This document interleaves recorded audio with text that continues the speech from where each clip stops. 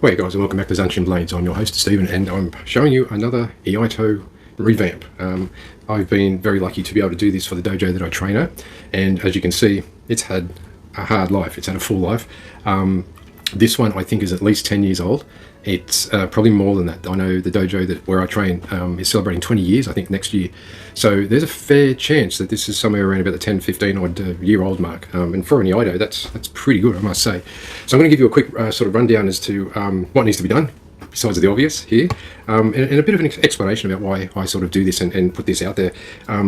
One, because I'm a tight ass, in a serious manner, getting parts and replacements for these things can be very, very expensive. And living in Australia, that just adds to the cost if you have to send it overseas.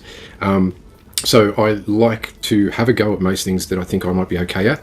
And it seems a real shame when you buy a sword or a katana or an Iaito, a training tool, and the blade like this one, like despite its age, this blade is actually in very nice nick. No big scratches, scars, marks, bends, anything like that on it. It is a trainer. So it's been present in the dojo environment for many, many years. And as you can see, proper technique and care has been maintained right throughout this one. It is got that much age and wear on it that these silver fittings, I believe, were once black. They were painted black. But as you can see, it's got quite a lot of patinaing, none or next to none of the original paint left on the fittings. I'm not sure if I will redo that or just leave it as is, as part of the provenance or charm or history of it, if you will. Even the hibaki there, very well used, worn in, and despite, I don't know whether this is the same saya, the original saya, but it still has not a bad fit. I will have to just shim it a little bit so it's a little bit tighter, but for the age, the fitment on this is really good actually. So as you can see there, even the saya has got a few scuff marks, different things like that. This is the ishime, the shiny sort of finish there, and as you can see on the Koyaguchi, if I can get there. So well used, but still in pretty good shape. The bones are good, so to speak. So I asked Sensei whether he wouldn't mind if I took one at a time some of the training Iaitos that we have there and just redo them, see if I can revamp them and give them a second breath at life, so to speak. And this is the main concern, obviously. That is a cotton Ito wrap, well, what's left of it. And we've got the, I think, cherry blossom type Makugi there, as you can see, and a rounded Kashira fitting. So it's a little bit different to what you would see. It's just another style of fitting. There's nothing too special about it. Double pegged, and I can see that there's tapering. So these pegs are tapered. So just remember that the narrow end is usually the best way to sort of push the pin out, and these alternate. So I'll have to go back and forward and get them out. And I don't know whether this blade has actually been out of the scar. But I've got my sort of removal tools and all that type of thing ready if I need to give it a bit of encouragement, so to speak. But apart from that, that is what I'm up to next, and I'll run you through the cleaning up the fittings and of course redoing the handle, that type of thing. And the reason why I do this and why I'd love to do this for the dojo is just I want to give the other practitioners, especially the new students, the best feel, the best experience about what it's like to use a katana, even if it is a training sword, so they can indeed get a better idea of what they want, what style of blade they want, how heavy they want it, and all those little nuances that you sort of work out when you first start. So that is pretty much it, guys. I just thought I'd give you a bit of a rundown on where I'm at, and let's see if we can bring back this old reliable training partner and get her so she can get a few more hours out of her in the dojo. So thanks for watching, guys. I hope you enjoy this all. See you again soon.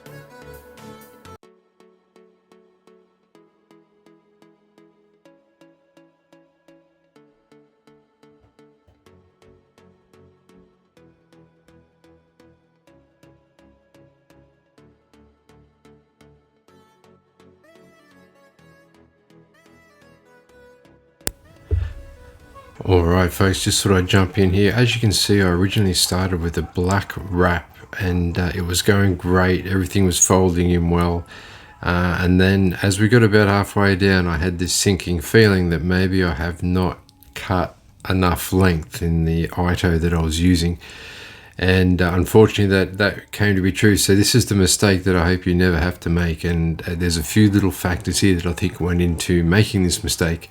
But the simple fact was, when I got down to the bottom, I didn't have enough to finish the end off how it should have been done. And the end result was me having to restart all over again. So as they say, measure twice, cut once. It's better to have more and not need it than have less and really want it, believe me. But I'll fast forward to this little recorded segment I've done here to tell you a bit more about it. But yeah, just be extra careful, guys. The different materials will shrink or expand over time. So it's just, again, another factor you have to take into account when you're redoing these old handles. All right, let's jump into it.